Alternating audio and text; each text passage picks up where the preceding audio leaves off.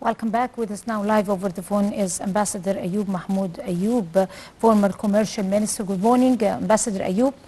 Good morning to you and to the viewers. Thank you, sir, for joining the breakfast show. And of course, talking about the humanitarian aid that is continuing to flow to Gaza ever since this crisis started, the Egyptian administration have been doing its utmost effort to deliver the humanitarian aid to Gaza through the Rafah border that is always open. So in spite of everything, in spite of the brutality, in spite of the, bullying of the Israeli occupation and everything, we are continuing to deliver. But this time, it's the biggest of all. There are 30 trucks loaded with 100 tons of supplies, medical aid and food and everything. So, on the other hand, Egyptian Air Forces have also been dropping tons of relief of humanitarian aid into Gaza during the Eid al-Fitr and are continuing also to drop it. So how do you assess the humanitarian aid that is being delivered to Gaza, despite the fact that there is bullying being practiced by the IDF, which is the Israeli Defense Forces, to try to block this humanitarian aid and make their utmost effort on the other side not to reach the Palestinians? Is Egypt so far succeeding in stretching its hands and helping the stranded Palestinians inside the Gaza Strip until now? Egypt is doing a wonderful job as far as assisting the Palestinians in Gaza in their own land and territory to keep alive. Why we say that? Because the Israeli, what is called defense force, they are occupation force, by the way, are doing their best to deprive Palestinians in Gaza from even the water, the food, the medication, everything which is needed by the human being. They are trying to obstruct and block the way to be received by the people in Gaza. So Egypt is doing a good and important and vital job to keep these people, our brothers and sisters in Gaza, alive. And we can see that almost 80% of the assistance already supplied to Gaza is coming from Egyptian sources. 20% from overseas and other supplies. When we are forced, and the donors are forced to airlift and drop on the air on the shores of Gaza and Al-Harish, the assistance, this means that the Israelis are taking a very inhuman approach as far as Gaza is concerned, and as far as children and women in Gaza are concerned. And this is a crime against humanity, because the occupation force does not have any right whatsoever to obstruct the supply of humanitarian aid to the residents of Gaza at this crucial time. And this process continued now for weeks and months, and the results are really drastic, expressed in the number of people dying and those injured. Some of them have been transported to Egypt thanks to the Egyptian government in this respect. But in all cases, the Israelis are doing a bad job as far as the situation in Gaza is concerned, and this should be stopped. The world opinion, public opinion, and the world powers, I said powers, I mean the United States and Britain, of course, in this respect, should do their best and press Israelis to stop aggression against Gaza. Right. Ambassador Ayoub, would you please speak up, raise up your voice a little bit so that it could be heard, because it's a little bit low. Talking about the humanitarian aid and the difficulties, not only those people are stranded, not only those people are bombarded every day and every night, not only the mosques and hospitals are bombarded and with airstrikes every day, regardless that they have nothing to do with any wars or anything, but at the same time also the humanitarian aid, which is the basic human rights that is supposed to reach to those people stranded inside the strip, does not reach, not because of the people who send the humanitarian aid like Egypt and other countries, but because of also the Israeli occupation. Sometimes there are some protests, Israeli protests, to deny the Palestinians their humanitarian aid. From your own point of view, what is the best way to be able to reach the humanitarian aid to its people? I mean, to receive, for the Palestinians to receive the humanitarian aid. Could it be legally? Could it be politically? Could it be socially? How exactly can this be sorted out? The only possible and feasible way in this respect is to permit the international agencies like UNRWA and other international agencies to deliver it themselves to the people of Gaza. Can I interfere here? Can I just interfere here? Because UNRWA and other international agencies are being bombarded and killed by the Israeli occupation. And there are several officials from the United Nations agencies were being killed, just like Palestinians. There is no way out otherwise leaving the international agencies to do its job, not killing its operatives on the ground. What is happening is a crime by all the description of the word. It is a crime against humanity. So Israelis should stop interfering with agency suppliers to the people of Gaza, because these supplies are just food and medicine and water to the children and the women who are the product of the basic needs of human being. What is happening now, let us suppose that is happening for the Israelis.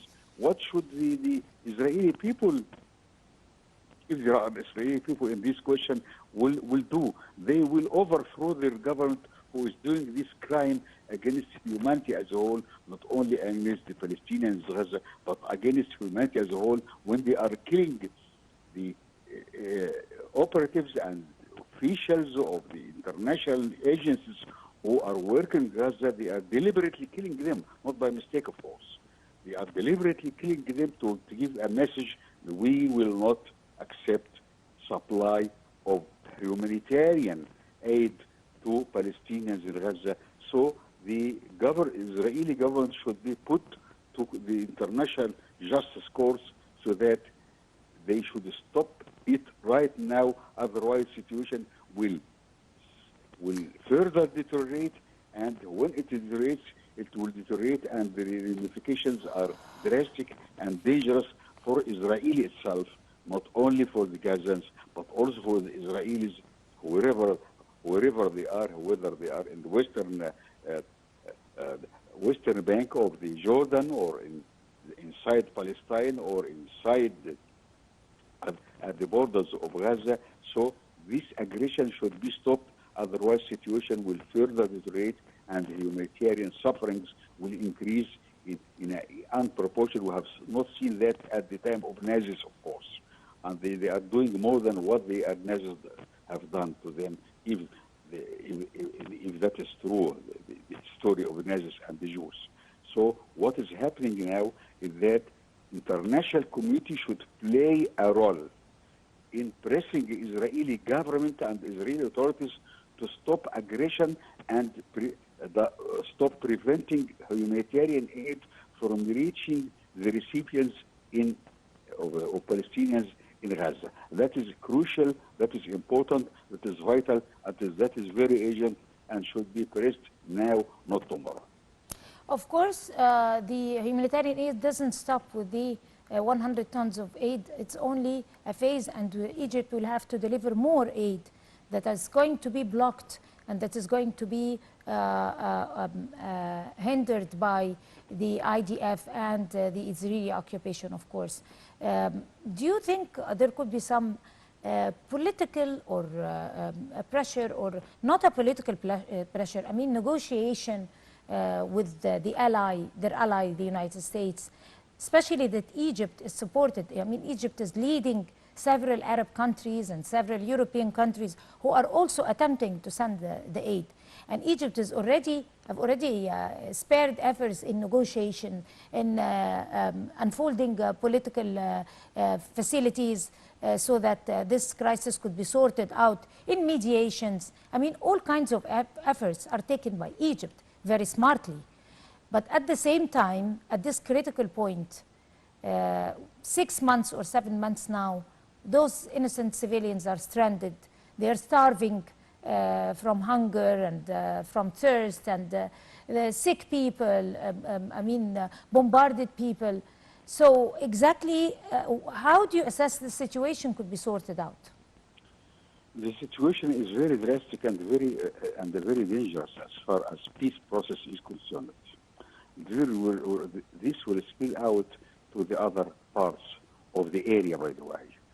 So international donors and also international supporters of Israel should convince or press the Israelis that they must stop their aggression now, and they must permit the so you mean the international channel aid is going to reach the people of Gaza. Channel of communication is going to be with the Israeli allies, the political allies of Israel, like the United States and some European countries. With the donors and the supporters. The allies of Israel are in this way, they are conspirators with Israel if they do not do their job properly now, because the matter is urgent and vital and quite crucial for the peace process in the whole region. And we are at stake. Egypt has done a lot in this respect, have done a lot in pressing and asking the international donors, international supporters, the international allies of Israel to press the Israeli government so that the humanitarian aid should reach the Palestinians in Gaza as soon as possible. Exactly. You raised a very important point, which is the United States as the main ally and the backbone and supporter of Israel. And Israel, without the United States, couldn't have even dared to shoot a fly.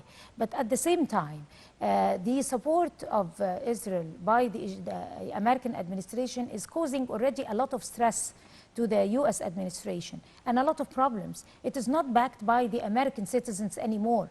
Even the Biden administration has started to have a change of heart, and seem to the US statements, official statements lately, is showing up in a direction that does not support most of the military operations taken by Israel. On some places, the continuation of airstrikes, the bombardment of hospitals and inside the Gaza Strip and everything, even military confrontations with other countries like Iran or something, is not only amicable by the US administration. So do you think there could be some political pressure from the United States itself over the US administration to be able to change this situation? Yes, when we see that the American people are demonstrating, we have seen demonstrations in New York itself, in Washington, and other places in the United States, asking the Biden government to change its attitude and its assistance to the Israelis so that they stop aggression against the Palestinians. This happened in the United States and also in Britain and in several European countries. Demonstrations by the citizens of these countries. They are pressing their governments to press the Israeli government to stop aggression against Palestinians in Gaza. And this is very important because there's a change of heart, not only from the Biden government, but also in Britain and other Western countries. In Germany, I've seen that a lot of demonstrations from Germans asking their government to stop aid to Israel, especially military aid. and this is something very important. They should stop military aid to the Israeli government because it is using this military aid against civilians in Gaza and in the Western Bank. So the people in these Western countries have a role also to play and have a role to press their own governments to use all possible means to force Israeli government to stop its aggression against Palestinians in Gaza, and that is very important development in this respect. It took several months now, almost 7 months now. The aggression against Gaza took almost 7 months now, and the casualties are more than 35,000 people killed. I'm speaking only about killed, about double this number, that 70,000 are injured in Gaza, and it's something which we have not heard during the recent history in the last century. We have not seen this aggression with this fierce power against civilians who are armless. It is as simple as that. So the Israeli government should come to reason and stop aggression, because stopping it now is better than stopping it tomorrow. And in all cases, Netanyahu government will be falling very soon. Right. So, as we all know, that from day one, President Abdel Fattah al-Sisi, with his foresight and strong vision, have early, acquired the idea of the Israeli occupation, building on the fact of displacing the Palestinians.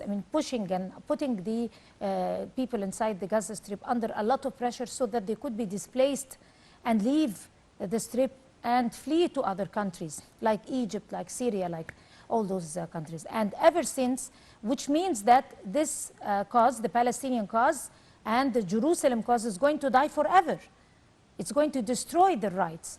So President Abdel Fattah al-Sisi and the Egyptian administration have early acquired this idea and recognized it earlier, and the president have warned on and on of the collective punishment of the Palestinians, putting them under a lot of stress and pressure. The displacement is very wrong, first and foremost, for the rights of the Palestinians themselves, because in case they are displaced from Gaza, they are going to lose their rights inside Palestine forever. So this has been the most important support that has ever happened to the Palestinian cause from any country when Egypt released those statements. How do you assess the statements by Egypt rejecting the displacement of the Palestinians out of their homes and out of their land and out of the Gaza Strip, refusing the collective punishment? The president have dared courageously to release those statements at a time nobody else have released it. President Abdel Fattah al-Sisi has done a wonderful and important job as far as saying it loud and clear that displacement is not accepted by Egypt. Transferring people from Gaza to other countries around Gaza is not permitted, especially for the Egyptian borders, and this is very crucial and very important. And he repeated it now. That is very important, so that the Israeli government should know beforehand that Egypt will not accept any resettlement of Palestinians in Egypt. That is very clear and very loud, and was reiterated by the President Abdel Fattah al-Sisi himself more than once. It is, we can say it is an ultimatum or a warning that Egypt will not accept any incursions on its borders from Israel or from any other country, right, or from other persons to try to invade, I will say invade the Egyptian borders. It is rejected, and the Egyptian army is standing firm in this respect, and that is why the Israelis should rethink about the displacement process, whether in the north of Gaza or in the south, and the people should be given chance to return to their destroyed homes, to rebuild it, and rebuilding it will take some years, but in all cases, this displacement should be stopped now, because Egypt will not accept any incursions on its territory or its borders by any person from any country in the world. Right. On this note, Ambassador Ayoub, Mahmoud Ayoub, former commercial minister, would like to thank you so much for talking to the breakfast show this morning. We're going to go to a short break and we'll come to continue the show, so stay with us.